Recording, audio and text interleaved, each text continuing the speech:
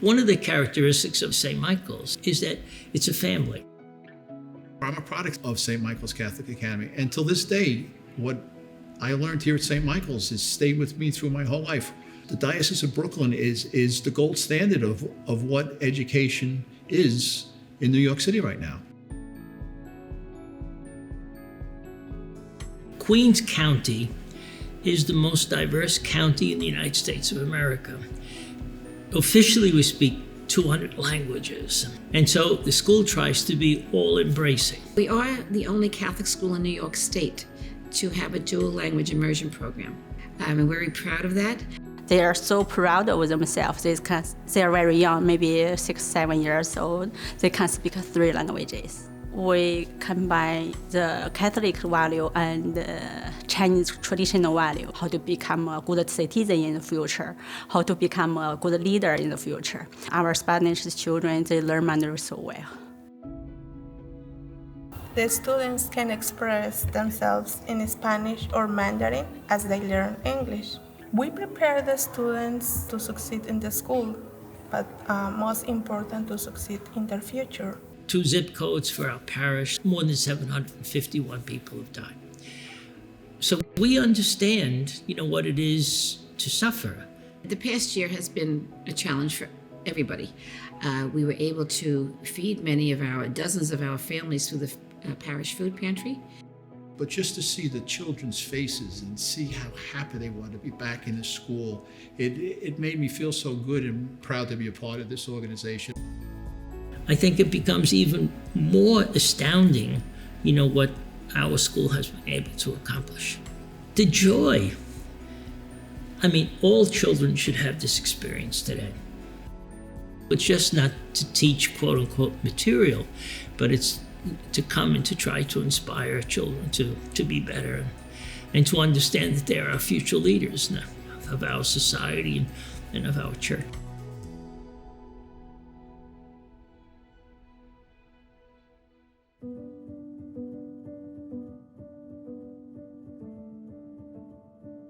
Since the inception of the Academy, the commitment has been to be able to provide Catholic education to a broad number of students and to share our faith. Christ is at the center of everything that we do. My entire life was shaped and formed by Catholic education. And I say to the boys and girls in the Academy, if you can learn from your fellow students, I'd really appreciate that. We don't live in a closed society. We live in a society that's multicultural, multi-ethnic, multi-everything. And all those elements are reflected in Divine Wisdom Academy.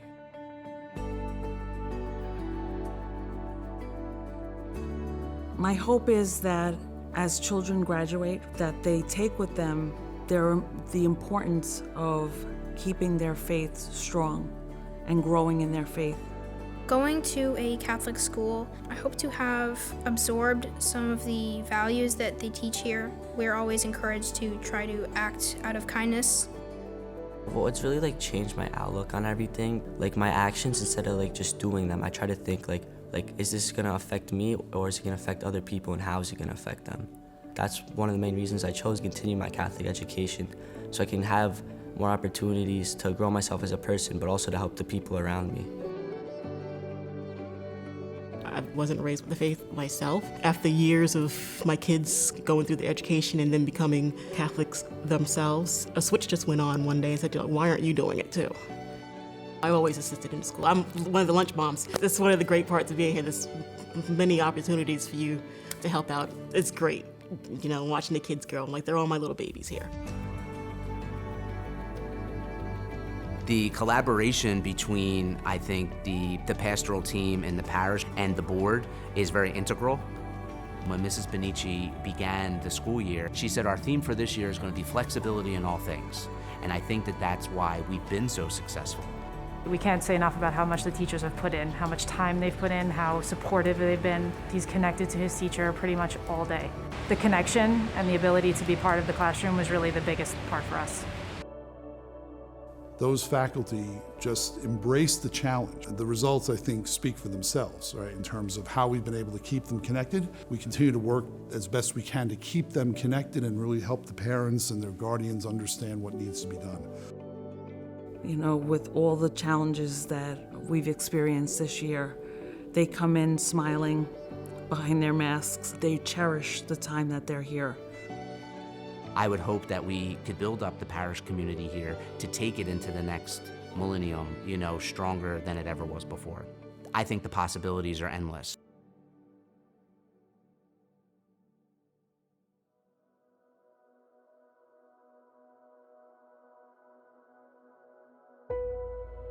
St. Joachim is a great school. We have a great staff.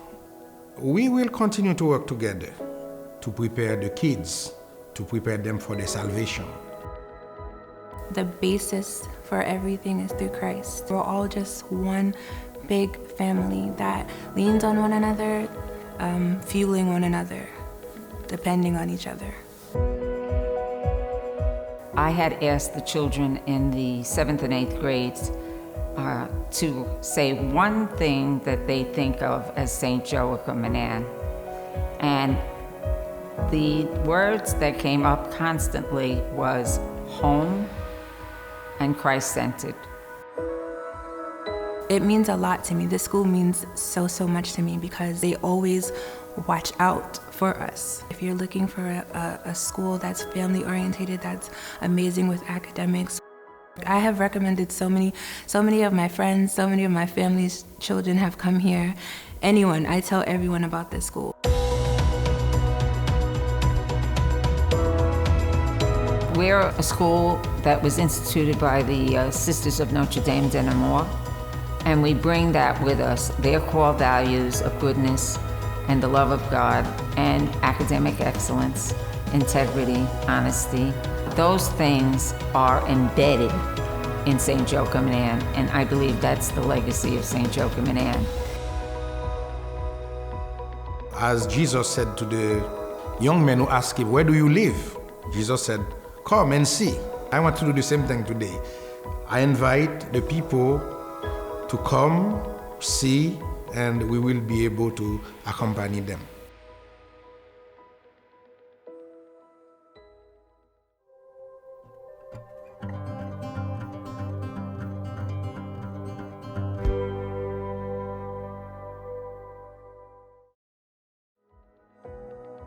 Culture is very important, especially when it comes to academic excellence. I think for me, as the priest, being able to allow that to happen, you know, from a Catholic perspective, really such a formative opportunity for a child to grow and to really see that although they may be different, they're all created in the image and likeness of God. And, you know, the gift of culture is really important that we're able to share that with everybody.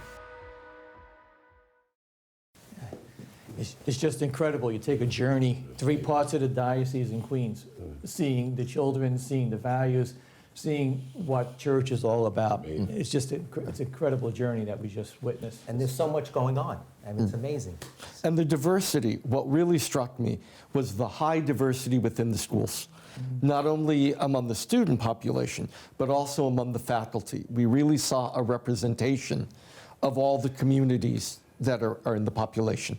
Christocentric, the whole focus on Christ and the teaching and the church, the values, the core values that we have, beautifully done. Yeah. And you could see the passion in the priest, the principals, and the teaching when they were speaking.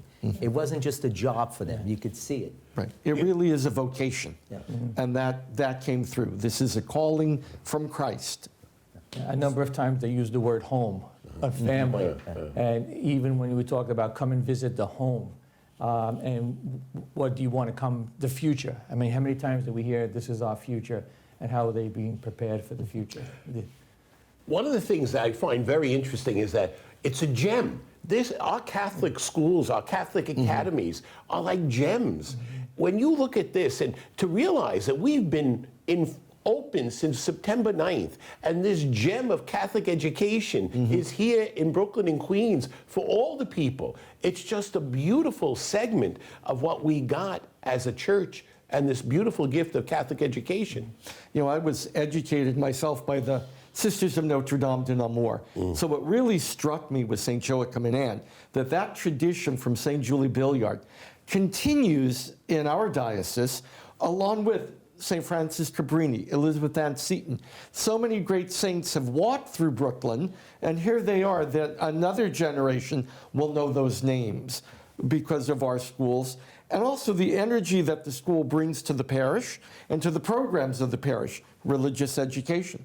So our Sisters of Notre Dame taught the religious education program. So that filters all the way through every aspect of life in the parish. Even when you look at the academics, I mean, when you look at St. Michael's and you go and you can hear a child speak in English, Spanish, and Chinese, it's just Mandarin. It's just incredible. And then you go out to Divine Wisdom and you have a state-of-the-art STEM lab. And then you fly over to Joa Kamanan and they're doing the same hands-on. And I think we use the word vocation. You know, our teachers are truly committed, our principals, our pastors, our catechetical leaders. We're just making a difference. And Monsignor, when you talk about a gem, I think that's the key here. How do we keep polishing that gem? Because we heard one of our board chairs say his life has been at St. Michael's, and he's giving back too. Did you hear what he said? The gold seal, Catholic education. That was perfect, perfect. The other thing was, I think it was Father Manuel said, these are the new seeds that we need to plant so that our parishes and our church has a future. And that's exactly what Catholic education does. And it's so important today that we make that a reality. And I think in planting that seed, also, I know my vocation truly came much more from the Sisters of Notre Dame than I was nurtured in a vocation to be a priest from kindergarten all the way through. There was never a moment anyone said, don't do that. And so the seedbed for vocations to the religious life and priesthood are the schools and programs. So we really have to understand that the future is ours to help shape now and not wait. One of the greatest gifts I have, the greatest gift I have is my school. I go over there every morning now with this pandemic. It's a lot of challenges, but I go over there every morning. And you know what? Even with the mask on, right? When you see the kids there, you could almost see in their eyes a smile that they're there. It's been beautiful, beautiful, beautiful. You see all these young faces, joyful to be in school. The other thing that came out, and they said also, was that, you know, we teach them that we are all created in the image and likeness of God. And in today's world in which we live, to respect each and every person, it's so important that we get that message to them at this age, so that when they grow up, they will contribute and, you know, hopefully make this world a much more loving place than it is today.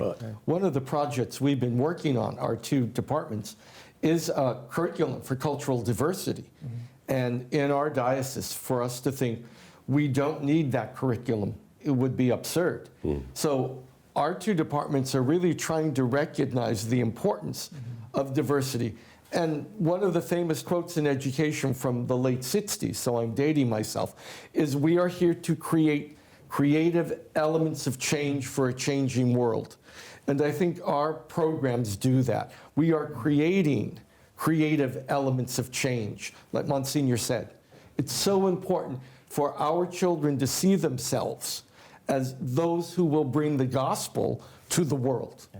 And they're getting it. But when you look at the STEM labs, when you look at the computer labs, when you look at the technology that's in our schools, it's been done through the sacrifices of our parents. They're the ones who are putting in the tuition, the generosity of Futures in Education, Catholic Foundation, St. Elizabeth Ann Seton Trust. I mean, it's just an incredible how the funds are used for the mission. The funds are used for the children. When you go into the STEM lab, it's interesting you brought that up. You see their creativity and the creativity of each child and the ability for each of those children to really kind of do those things. I find it fascinating to go into the STEM lab, you know, because I came out of an old world, you know, I'm from the Dark Ages, and I come from the Dark Ages, and going in and to see all these things that the children are learning, it's just absolutely fantastic. And you know, the vocation that, you know, you spoke about, your priestly vocation. But there's a vocation to serving the community. There's a vocation to being in a family. There's a vocation to becoming a CEO in the business world. And that's what our schools create. They create a vocation for every single person. And everyone's unique. And that's important in our schools. And to dovetail, excuse me, Dr. Tom, but women, the young women who are in those STEM labs now in junior high are learning that there is a place for women in science. That's extraordinary, that we can move young women forward in a progressive way. Is, again, speaks volumes to the role of Catholicism in the world. Yeah, and one of the projects we just worked on, you might have seen it a couple of weeks ago, we're working with the Flying Classroom. Right. And over in Our Lady of Perpetual Help in Brooklyn, they did a prosthetic leg or prosthetic arm. The kids did it, and as you said, Father Joe, the young women, children, in our schools, but preparing them for the future. And I think it goes back to what you had said, Monsignor, the GEM. Okay, the GEM is really continuing to flourish in this time of COVID. And what you said, it needs to be polished. We got to get it out there and let people see this. I mean, I'm sure if more and more people see these clips and videos, et cetera, there'll be more and more enrollment. The message has to get out. We just got to get this out more and more into people's lives. Well, speaking of gems, your school, St. Athanasius Parish and School, is one of the gems that we have in our diocese. And in the next segment, we see how the leaders of the parish, the priest, the pastor, the faculty in the school, the principal, and the School of Religion work together to create a faith-based community with Christ at its center. And the way they do it is by working as a team. And when you went to your school and we asked them, what makes this work? And the one thing they said was communication. They say we have to communicate. It's not like three separate entities that we have. You got to work together as a team. And in your parish and in many other parishes, they do that. And that's where it's very successful. And that's what we have to see happening in our schools and in our parish. It's not, standalone. You need the parish and the school to work together for faith formation and the School of Religion so that we can plant those seeds for the next generation.